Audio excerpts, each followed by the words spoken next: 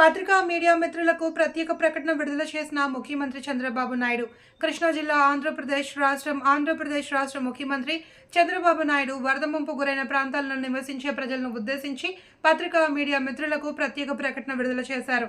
ఈ రోజు పైన పడిన వర్షంతో ఇంకా బుడమేరు బ్రీచెస్ ని క్లోజ్ చేయలేకపోయారు.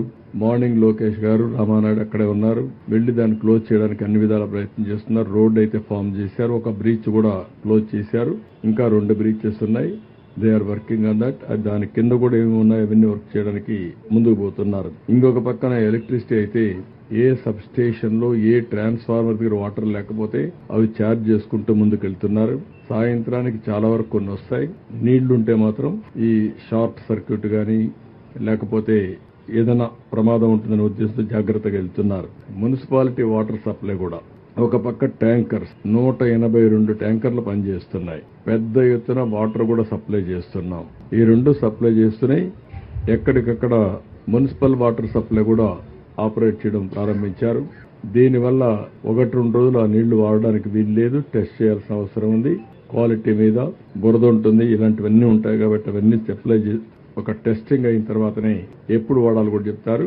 కానీ స్నానానికి ఇటుకు వాడుకోవడానికి అవకాశం ఉంటుంది. ఇంకొక పక్కన 62 మెడికల్ క్యాంపులు కూడా పెట్టాం.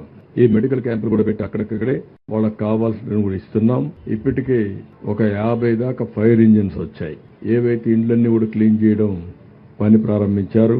2050 ఇంకొక 40-50 వస్తాయి. ఒక 100 పైన ఫైర్ ఇంజిన్స్ వచ్చి ఎక్కడికక్కడ ఈ బురద గాని ఇన్సైడ్ హౌస్ అన్ని కూడా క్లీన్ చేసే బాధ్యత ఫైర్ ఇంజిన్స్ అన్నిటికీ అప్పచెప్పాం. ఆ పని కూడా చేస్తున్నారు. అవి కూడా నేను చాలా స్పష్టంగా చెప్పాను. ఎవ్వరూ ప్రైవేట్ బోట్లు ఆథరైజేషన్ లేదు, ఒక్క పైసా కూడా ఇవ్వద్దండి. అన్ని గవర్నమెంట్ బోట్లే ఉన్నాయి, డబ్బులు ఇవ్వద్దండి. రెండోది ట్రాక్టర్లు ఎన్ని కావాలంటే అన్ని పెట్టాం. ట్రాక్టర్ల ద్వారా పబ్లిక్ ట్రాన్స్పోర్టేషన్ కూడా పెట్టాం. ఇంట్లో కూర్చొని బాధ ఉంటే పక్కన ఏదైనా కొనుక్కోవాలన్నా పోలేకపోతున్నారు వాటర్లో. ట్రాక్టర్లు పెట్టి ఆ ట్రాక్టర్లు తీసుకుపోతున్నాం. కొన్ని బస్సులు కూడా పెట్టాం. ఎక్కడన్నా బయట రావాలంటే అలాంటి అన్ని సదుపాయాలు చేశాం. ఏది ఇప్పుడు నేను చూసి చెప్తాను, మీకు పేరుతో సహాయం అంటాను.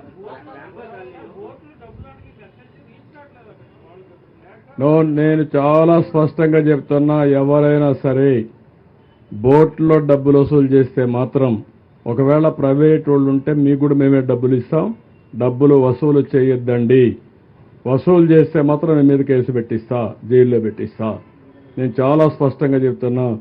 నేను రేపటి నుంచి జరిగే పరిణామాలు కూడా ఈరోజు ఊహించుకుని కూరగాయలు రేట్లు పెంచేస్తారని, కూరగాయలన్నీ మేము కూడా తెప్పించి ఎక్కువ డంప్ చేసి ఫిక్స్డ్ ప్రైస్ పెడదాం అనుకుంటున్నా. 2 రేట్లు ఉంటాయి, మళ్ళా కన్ఫ్యూజన్ లేకుండా. ఎన్ని వ్యాన్లు కావాలంటే అన్ని వ్యాన్లు పెట్టి ఆ కూరగాయలు అమ్ముతాం. అది ఎంత రీజనబుల్ ప్రైస్ మధ్యాహ్నం మీకు చెప్తాను. అదే రేటుకి అమ్మాలా. అది కూడా గవర్నమెంట్ అవుట్లెట్సే పెడతాం. అవుట్లెట్స్ పెట్టి ఎక్కడికక్కడ డిస్ట్రిబ్యూట్ చేస్తాం. బిగినింగ్లో చాలా సఫర్ అయ్యారు. సఫర్ అయిన వాళ్ళకి ఇంకా ఇబ్బందులు పెట్టడం కరెక్ట్ కాదు. ఎవ్వరు ₹1 వసూలు చేసినా మానవత్వం లేకుండా చేసి చాలా సీరియస్గా ఉంటుంది. మళ్ళా డోంట్ మిస్టేక్ మీ. నేను అరెస్ట్ చేయించిన ఆశ్చర్యం లేదు. దొరికితే మాత్రం అరెస్ట్ అయ్యి. కూరగాయలు కూడా చాలా స్పష్టంగా చెప్తున్నా, అప్పీల్ చేస్తున్నా. నేను అందుకనే బయట ఉండే హార్టికల్చర్ డిపార్ట్మెంట్ చెప్పా, బయట కూరగాయలను తెమ్మని చెప్పాను, డంప్ చేస్తాను. ఇదే మరి నాకు విశాఖపట్నంలో 2వ రోజు 3వ రోజు కూరగాయల రేట్లు పెంచేశారు.